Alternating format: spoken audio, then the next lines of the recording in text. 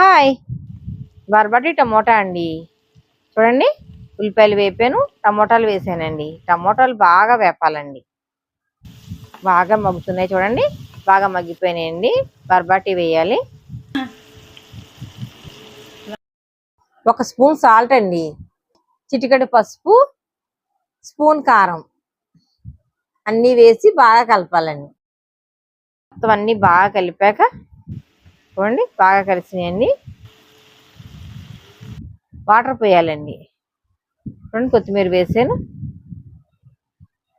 చూడండి, కొబ్బరి, అల్లం వెల్లుల్లి, 1 పచ్చిమిర్చి పేస్ట్ చేసి తీసుకొచ్చాను. చూడండి, అందులో వేసేసి బాగా కలపాలండి.